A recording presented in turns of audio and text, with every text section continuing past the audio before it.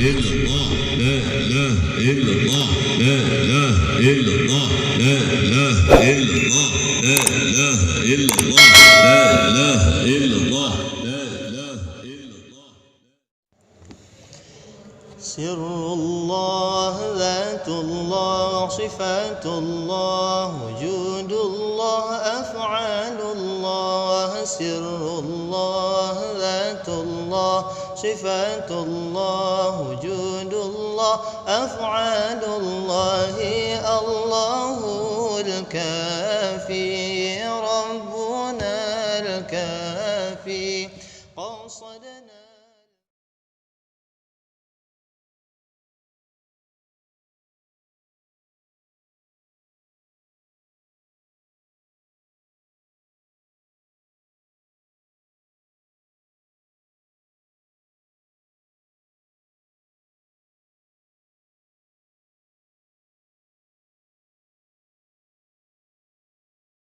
Bismillahirrahmanirrahim. Assalamualaikum warahmatullahi wabarakatuh. Alhamdulillahil qail wa ma khalaqtul jinna wal insa illa liya'budun.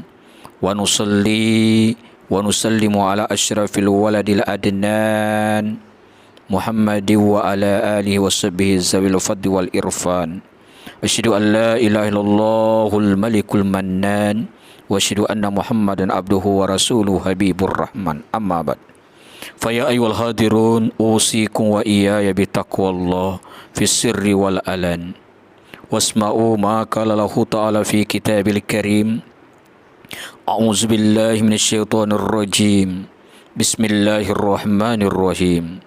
Wa anfiqu mimma razaqnakum min qabli ayati ahadukumul maut فيقول ربي لولا أخرتني إلى أجل قريب فأصدق وأكن من الصالحين. صدق الله العلي العظيم وصدق رسوله النبي الكريم ونحن على ذلك من الشاهدين والشاكرين والحمد لله رب العالمين. Marilah kita senantiasa berusaha untuk menjadi hamba yang baik, yakni hamba Allah yang mau mensyukuri atas segala nikmat dan rahmat-Nya. Sebab tak seorang pun di dunia ini yang akan mampu menghitung jumlah nikmat dan rahmat Allah, andai saja mereka disuruh untuk menghitungnya. Karena itu, maka bersyukur kepada Allah adalah sebuah kewajiban bagi setiap hamba. Terlebih lagi, Allah sendiri menjanjikan, barang siapa yang bersyukur kepadaku, maka aku akan menambahkan kepadanya kenikmatan. Tetapi barang siapa yang ingkar terhadapku, maka ingatlah sesungguhnya sisaku teramat pedih. La in syakartum la azidannakum wa la in kafartum inna azabi lasyadid. Mensyukuri nikmat Allah semata tidaklah cukup tanpa dibarengi dengan peningkatan taqwallah, dalam arti berusaha semaksimal mungkin untuk menjalankan segala perintahnya dan menjauhi segala apa yang dilarang olehnya, sekaligus berusaha membentengi rasa takwa Allah itu dari segala hal yang dapat merusaknya.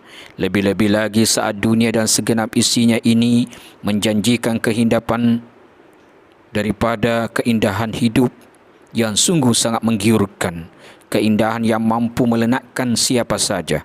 Bahkan jika kita tidak berhati-hati, keindahan hidup tersebut akan mampu mencabut akar takwa Allah yang terpendam jauh dalam sanubari. Ini kita sering kali lupa akan fungsi kita sebagai hamba Allah yang dituntut untuk selalu menjalankan segala perintahnya dan juga meninggalkan segala apa yang dilarangnya. Oleh karena itu, marilah kita kembali menjadi hamba Allah yang baik, hamba yang mengerti akan fungsinya, yaitu mengabdi kepadanya. Selanjutnya, tak lupa pula kami mengajak kepada segenap hadirin jamaah yang dimuliakan Allah Subhanahu wa taala.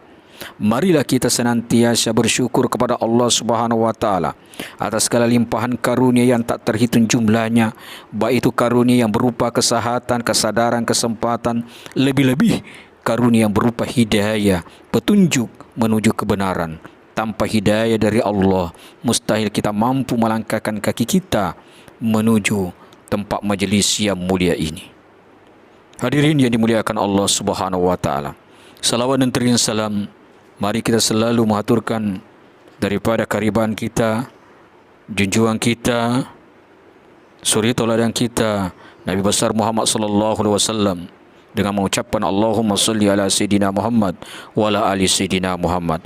Mudah-mudahan dengan serinya kita berselawat, kita mudah mengamalkan sunnahnya hingga di hari kiamat kelak kita mendapatkan syafaatnya. Amin. Amin ya rabbal alamin. Hadirin yang dimuliakan Allah Subhanahu wa taala.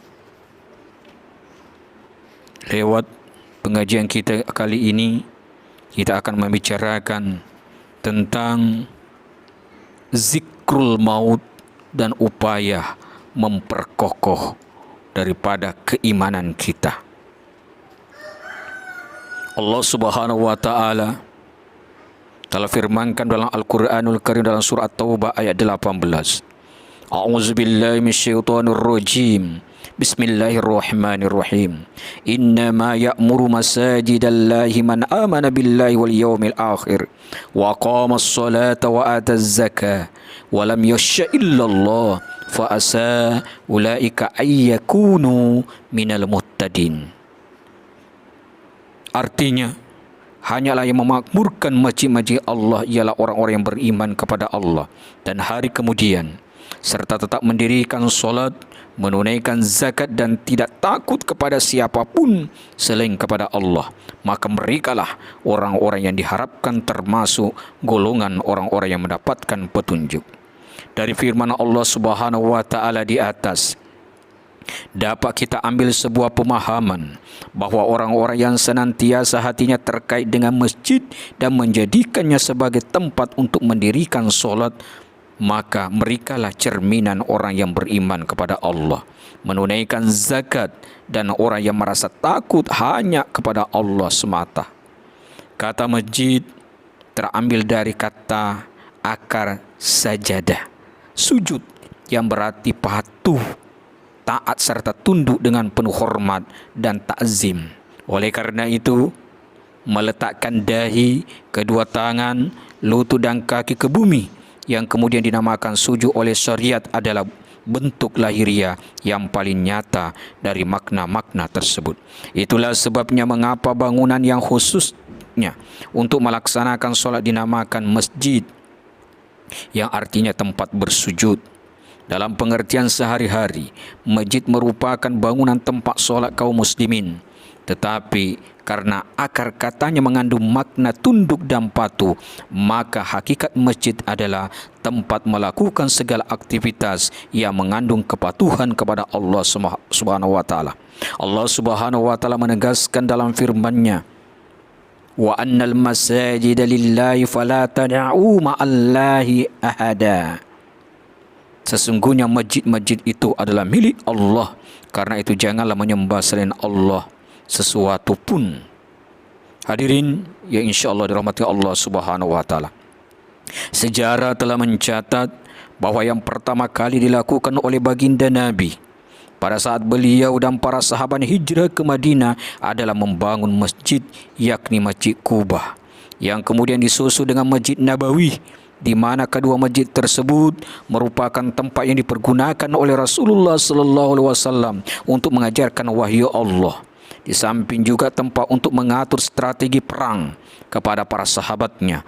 Bahkan tidak hanya itu, para ahli sejarah menyebutkan bahawa tidak kurang dari 10 peranan yang telah diembang oleh Masjid Nabawi, yaitu yang pertama tempat ibadah, kedua tempat konsultasi dan komunikasi masalah ekonomi, sosial dan budaya, yang ketiga tempat pendidikan, keempat tempat santunan sosial, kelima tempat latihan militer dan persiapan alat-alatnya, keenam tempat pengobatan para korban perang, ketujuh tempat perdamaian dan pengadilan sengketa, kedelapan aula dan tempat menerima tamu, kesembilan tempat menawan tahanan, dan kesepuluh pusat penerangan atau pembelaan agama.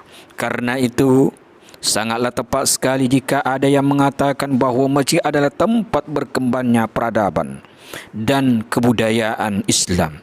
Sebab sesudah Rasulullah sallallahu alaihi wasallam wafat, yang kemudian diteruskan oleh Khulafatur Rasyidin dan terus berlanjut pada generasi tabi'in, At-Tabi'in sampai para ulama dan umara abad ke-4 Hijriah, masjid-masjid tetap mampu berfungsi sebagai tempat pengembangan peradaban dan kebudayaan Islam. Hal ini terbukti pada tahun 245 Hijriah di kota Fez, Maroko. Telah dibangun sebuah masjid besar sebagaimana masjid-masjid lain. Masjid tersebut tidak hanya dipergunakan untuk beribadah, tetapi juga sebagai tempat menuntut ilmu yang dihadiri oleh para mahasiswa dari berbagai negara. Di sana diajarkan bukan hanya tafsir, hadis dan fikih, tetapi juga matematika, astronomi dan geografi. Masjid itu pada akhirnya terkenal dengan Universitas Kairouan, yaitu universitas pertama yang mengadakan studi terhadap berbagai ilmu dalam segala tingkatan.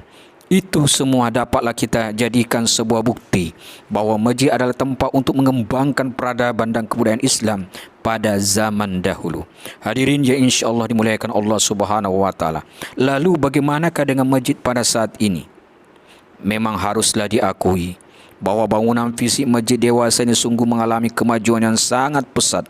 Dapatlah kita saksikan betapa masjid-masjid yang bertebaran di kota-kota maupun yang berada di pelosok desa sudah dihiasi oleh nuansa arsitektur yang indah. Lantainya banyak yang terbuat dari marmer yang mengkilat, sementara lampu yang berwarna-warni ikut pula menghiasi setiap sudut masjid. Bahkan tidak cukup itu saja, model bangunannya meniru model bangunan Jawa kuno seperti halnya Masjid Demak yang dibangun pada masa Wali Songo, atau mengadopsi model bangunan Timur Tengah dengan kubah dan menara yang tinggi mencakar langit. Tetapi keindahan bangunan yang kita bangun yang sudah demikian indahnya tidak dibarengi dengan kesabaran kaum muslimin untuk memakmurkannya.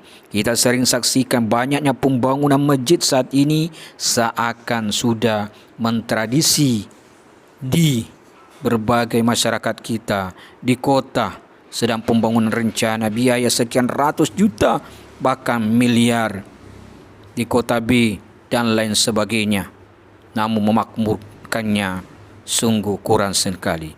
Maka dari itu kembali kita menjadi kesaran buat kita semua bagaimana memakmurkan rumah Allah Subhanahu wa taala. Jangan hanya keindahannya, tapi bagaimana kita bersama-sama untuk bersama-sama mengerjakan amal ibadah memakmurkan rumah Allah Subhanahu wa taala.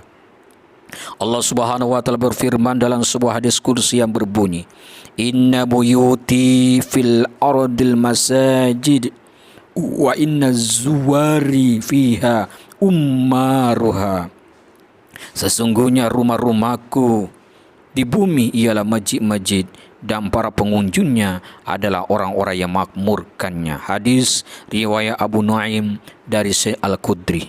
Hadis di atas menyebutkan bahwa orang-orang yang mengunjungi masjid dan memakmurkannya dengan solat, zikir, membaca solawat, membaca Al-Quran, selalu beriktikaf di dalamnya, dan cara-cara untuk mendekatkan diri kepadanya adalah tamu Allah. Dan tamu Allah adalah tamu yang termulia, sebab pemilik rumah Ahlul Bait atau penerima tamu dari rumah tersebut adalah Allah Azza wa Jalla. Oleh karena itu, Al-Fakir dalam tausiah ini kembali mengajak kepada segenap hadirin yang dimuliakan Allah Subhanahu wa taala. Marilah kita selalu berusaha menjadikan masjid sebagai tempat yang suci, tempat yang mengabdikan diri kita kepada Allah, dan tempat untuk memperbanyak amal ibadah. Janganlah kita menjadikan masjid sebagai tempat bersenda gurau, tempat untuk membahas urusan-urusan dunia, serta sebagai tempat tidur.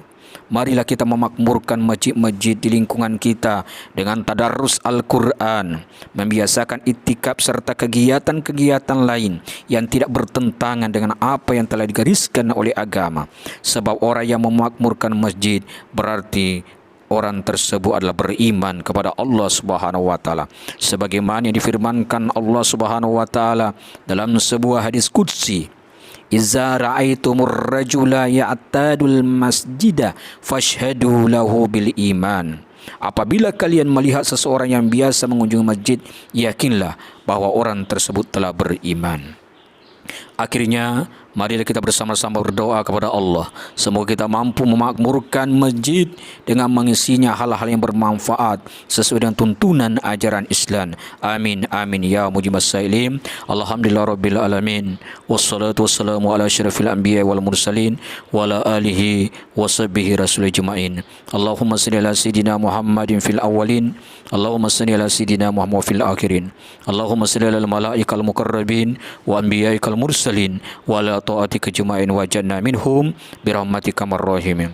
Allahumma ya Allah ya Tuhan kami, jadikanlah zikir kami sebagai zikir maut, mengingat mati, dalam upaya memperkokoh keimanan kami untuk bagaimana memakmurkan rumah-Mu ya Allah.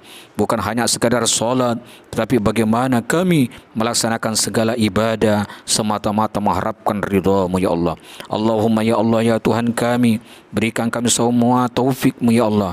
Berikan kami semua taufik-Mu ya Allah. Berikan kami semua taufik dan hidayah-Mu ya Allah untuk seluruh alam ya Allah.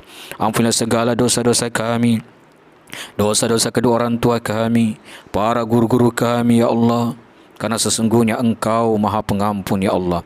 Rabbana atina fid dunya hasanah wa fil akhirati hasanah wa qina azabannar wal jannata mal abrar ya aziz ya ghafur rabbal alamin.